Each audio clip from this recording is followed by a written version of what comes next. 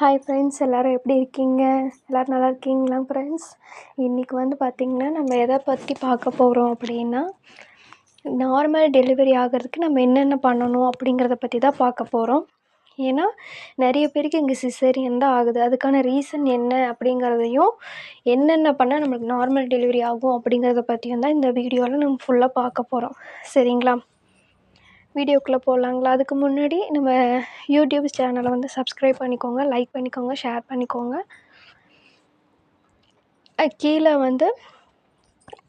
அந்த சப்ஸ்கிரைப் பண்ணிங்கன்னா ஆளுங்கிற பட்டன் இருக்கும், பெல் ஐக்கான், அதை கிளிக் பண்ணிக்கோங்க. ஏன்னா நான் ஏதாவது வீடியோ உங்களுக்கு ஏதாவது வீடியோ ரிலேட்டட் உங்களுக்கு ஏதாவது ஒரு வீடியோ வேணும் அப்படின்னாலும், இல்லை நான் ஏதாவது வீடியோ அப்லோட் பண்ணாலும் அது உங்களுக்கு நோட்டிஃபிகேஷனாக வரும். அதுக்காக தான் சப்ஸ்கிரைப் பண்ண சொல்லிக்கிறது. சரிங்களா ஃப்ரெண்ட்ஸ்?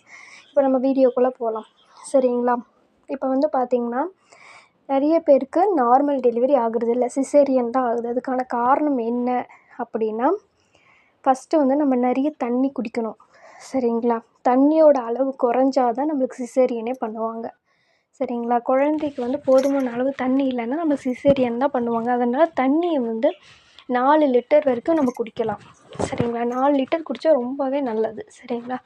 அது மட்டும் இல்லாமல் பார்த்திங்கன்னா, நம்ம ஃபஸ்ட்டு 3 மந்த்ஸ் வரைக்கும் நல்லா பெட் ரெஸ்ட் எடுத்து நல்லா கேர்ஃபுல்லாக இருக்கணும். சரிங்களா? 3 மந்த்ஸ் வரைக்கும் நம்ம ரொம்ப ஹெவி வெயிட் தூக்கக்கூடாது, ரொம்ப ஸ்ட்ரெயின் பண்ணிக்கக்கூடாது. அந்த மாதிரி வேலையெல்லாம் பண்ணாமல் நல்லா ரெஸ்ட் எடுத்து நல்லா சாப்பிட்டு நல்லா ஹெல்த்தியாக இருக்கணும். ஓகேங்களா?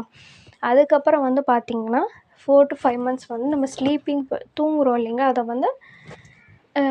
மல்லாக்க படுக்கிறதோ இல்லை குப்புற படுக்கிறதோ அந்த மாதிரி பண்ணாமல் லெஃப்ட் சைட் ரைட் சைட் திரும்பி படுத்து பழகிக்கணும். எதுக்காகனா 7 to 8 மந்த்ஸ் ஆகும்போது நம்மளுக்கு வயிறு ரொம்ப பெருசாக இருக்கும் ஃப்ரெண்ட்ஸ். ஓகேங்களா? அப்போ நம்மளால் திரும்பி படுக்கும்போது ரொம்ப கஷ்டமாக இருக்கும். நீங்கள் 4 to 5 மந்த்ஸ்லேருந்தே நீங்கள் அப்படி படுக்க ஆரம்பிச்சிங்கன்னா உங்களுக்கு அப்போ ஈஸியாக இருக்கும். சரிங்களா? அதுக்காக தான் 4 to 5 மந்த்ஸ்லேருந்தே நம்ம அப்படி படுக்க ப்ராக்டிஸ் பண்ணிட்டோம்னா உங்களுக்கு அப்புறம் ஈஸியாக இருக்கும். ஓகேங்களா?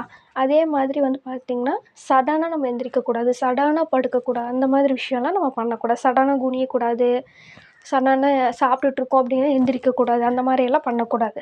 அதே மாதிரி பார்த்திங்கன்னா தண்ணி குடிக்கும்போது நம்ம பொறுமையாக தான் குடிக்கணும். கட கட கட அந்த ஸ்பீடாக குடிப்போம் இல்லைங்களா? அந்த மாதிரிலாம் குடிக்கக்கூடாது.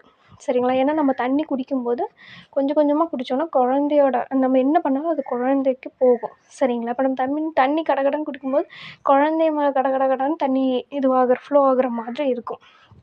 ஸோ குழந்தைக்கு அது ஒரு மாதிரி படபடப்பை ஏற்படுத்தும். சரிங்களா? அதுக்காகத்தான் சொல்கிறது. ஓகேங்களா? அதே மாதிரி பார்த்திங்கன்னா நம்ம 4 to 5 மந்த்ஸ்லேருந்து கூட்டுற வேலை, பெருக்கிற வேலை, சின்ன சின்ன வேலையெல்லாம் நம்ம பண்ணலாம். ஓகேங்களா? அப்புறம் 6 to 7 மந்த்ஸில் பார்த்திங்கன்னா இன்னும் கொஞ்சம் வேலை சேர்த்து பண்ணலாம். ஓகேங்களா? 8 to 9 மந்த்ஸ் ரொம்ப முக்கியமானது. சரிங்களா? அப்போ நீங்கள் என்ன பண்ணணுன்னா, நல்லா உட்காந்து எந்திரிக்கணும், படிக்கட்டு ஏறி இறங்கணும், துணியை அலாசணும். துவைக்கலனா கூட போகுது, நம்ம துணியை நல்லா அலாசணும், நிறைய எக்ஸசைஸ் பண்ணணும். மார்னிங் 1 ஹவர் பார்த்திங்கன்னா வாக்கிங் போங்க, ஈவினிங் ஒரு 1 ஹவர் வாக்கிங் போங்க. ரொம்ப நல்லது. நம்ம எந்த அளவுக்கு வாக்கிங் போகிறோமோ அந்தளவுக்கு நம்ம உடம்பு ரொம்பவே நல்லது. எதுக்காக சொல்கிறோன்னா, வாக்கிங் நம்ம எவ்வளோ தூரம் நடக்கிறோமோ அப்போ தான் குழந்த என்ன ஆகும், கீழே இறங்கி வரும். சரிங்களா? எந்த அளவுக்கு குழந்தை கீழே இறங்கி வருதோ உங்களுக்கு டெலிவரி பெயின் வந்த உடனே நீங்கள் ஒரு கொஞ்சம் முக்குனா கூட ரொம்ப ஸ்ட்ரெயின் பண்ண வேண்டியதில்லை. லைட்டாக முக்குனீங்கனாலே குழந்தை சீக்கிரம் வெளியே வந்துடும். அதுக்காக தான் நிறைய தூரம் நம்மளை வாக்கிங் பண்ண சொல்கிறது. ஓகேங்களா? குமிஞ்சு எந்திரிக்க சொல்கிறது, படிக்கட்டு ஏறி இறங்க சொல்கிறது, இந்த மாதிரி வேலையெல்லாம் நம்ம அதனால தான் செய்ய சொல்கிறோம். ஓகேங்களா? வெயிட்டெல்லாம் தூக்கணும்னு அவசியம் இல்லை. 8 to 9 மந்த்ஸ் நம்ம வெயிட் தூக்க வேண்டியதில்லை. பட் ஆனால் நிறைய வாக்கிங் போங்க, நிறைய எக்ஸசைஸ் பண்ணுங்கள், நிறைய நல்லா ஃபுட்டு சாப்பிடுங்க. இது போக பார்த்திங்கன்னா 8th மந்த்லேருந்தே பட்டர் சாப்பிடுங்க. பட்டர் சாப்பிடும்போது என்ன ஆகும்னா குழந்தைய மேலே போய் அது ஸ்டிக் ஆகிக்கும். ஓகேங்களா? அப்போ நம்ம முக்கும்போது ஈஸியாக வந்துடும். ஓகேங்களா? பட்டர் ஐட்டம்ஸ் சேர்த்துக்கோங்க.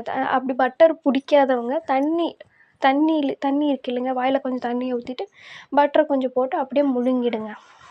ஓகேவா? ஏன்னா அது குழந்தையோட மேலே போய் ஸ்டிக் ஆகும்போது நம்மளுக்கு முக்கும்போது ஈஸியாக வெளியே வந்துடும். அதுக்காக தான் சொல்கிறது. சரிங்களா? மேக்ஸிமம் வந்து பார்த்திங்கன்னா 3 to 4 months 4 monthஸில் லைட்டாக வந்து நம்ம ஒன்றா இருக்கலாம் சரிங்களா, ரொம்ப இருக்கக்கூடாது. அதே மாதிரி வந்து பார்த்திங்கன்னா 4 to 5 monthsலேயே லைட்டாக நம்ம ரொம்பலாம் ஒன்றா இருந்தோம்னா குழந்தைக்கு வந்து கஷ்டமாக இருக்கும் சரிங்களா. அதுக்காக தான் ஸ்டார்டிங் ஸ்டேஜில் ரொம்ப நம்ம ஒன்றா வந்து கணவன் மனைவி வந்து சேர்ந்து இருக்கக்கூடாது சரிங்களா. அதே 7லேருந்து 8 9 இந்த 3 மாதமும் வந்து நம்ம நிறைய நம்மளுக்கு வீக்லி ஒரு 3 டைம்ஸோ இல்லை 4 டைம்ஸோ கூட நம்ம சேர்ந்து இருக்கலாம் சரிங்களா. நம்ம சேர்ந்து இருக்கிறதுனால குழந்தைக்கு வந்து எந்த பிரச்சனையும் வராது சரிங்களா. ஏன்னா அப்போ டெலிவரி டைம் நம்மளுக்கு ரொம்ப ஈஸியாக இருக்கும். அதுக்காக தான் வந்து கணவனும் மனைவியும் வந்து ஒன்றா இருக்கணும் அப்படின்னு சொல்கிறாங்க சரிங்களா. இந்த மாதிரி நிறைய விஷயத்த வந்து நம்ம ஃபாலோ பண்ணிகிட்டே வரும்போது என்ன ஆகும்னா நம்மளுக்கு வந்து கண்டிப்பாக நார்மல் டெலிவரி தான் ஆகும் சரிங்களா. அது மட்டும் இல்லாமல் நம்ம குழந்தைகிட்ட பேசணும். இந்த மாதிரி பாப்பா கிட்ட வந்து நம்ம பேசணும். எப்படின்னா பாப்பா நீ சீக்கிரம் வெளியே வந்துடு, அம்மாவுக்கு வந்து ஆப்ரேஷன் பண்ணிடலாம், ஒன்று எடுக்கிற மாதிரி இருக்கக்கூடாது, நார்மல் டெலிவரியில் நீ வெளியே வந்துடு அப்படின்னு சொல்லி குழந்தைகிட்ட வந்து நம்ம பேசணும் சரிங்களா. எந்த அளவுக்கு நம்ம குழந்தைக்கு நம்பிக்கை கொடுக்குறோமோ அந்தளவுக்கு குழந்தையும் நம்ம சொல்கிறத கேட்டுக்குவாங்க சரிங்களா. அது மட்டும் இல்லாமல் பார்த்திங்கன்னா இப்போ நார்மல் டெலிவரி ஆகுறதுனால நமக்கு நிறைய பெனிஃபிட்ஸ் இருக்குது. ஃப்யூச்சரில் வந்து ஆஃப்டர் டெலிவரிக்கு அப்புறம் வந்து பார்த்திங்கன்னா நம்ம எப்பவும் போல் வேலை செய்யலாம், எல்லாமே நம்மளால் பண்ண முடியும். நம்ம உடம்போட ஹெல்த்தோட கண்டிஷனும் நல்லாவே இருக்கும், எப்பவும் இருக்கிற மாதிரி இருக்கும். ஆனால் நம்மளுக்கு வந்து சிசேரியன் ஆச்சுன்னு வச்சுக்கோங்களேன், இந்த ஃபஸ்ட்டு 3 months வந்து நம்மளால் ஒன்றும் பண்ண முடியாது, பெட் ரெஸ்ட்லேயே தான் இருக்கணும்.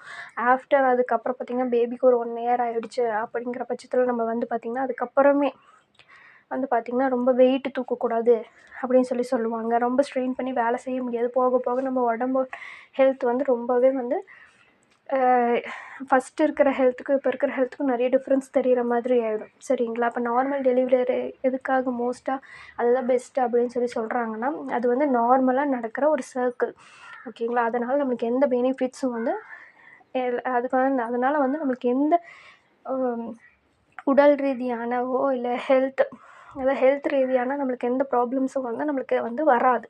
எப்பவும் போல் நம்ம இருக்கலாம், ஹாப்பியாக லைஃப்பை மேட் பண்ணலாம், எல்லாமே பண்ண முடியும். பட் சிசேரியன் பண்ணும்போது நம்மளோட ஹெல்த் வந்து என்ன ஆகும், கொஞ்சம் ரொம்ப வீக்காக இருக்கிற மாதிரி ஃபீல் பண்ணுவோம் சரிங்களா. அதுக்காக தான் வந்துட்டு நம்ம நார்மல் டெலிவரியே ட்ரை பண்ணுறது சரிங்களா. இந்த மாதிரியான யூஸ்ஃபுல் வீடியோஸ் வேணும்னா கமெண்ட்டில் வந்து மெசேஜ் பண்ணுங்கள். நான் அந்த வீடியோ வந்து சீக்கிரமே அப்லோட் பண்ணுறேன். Okay friends, thank you friends, bye by.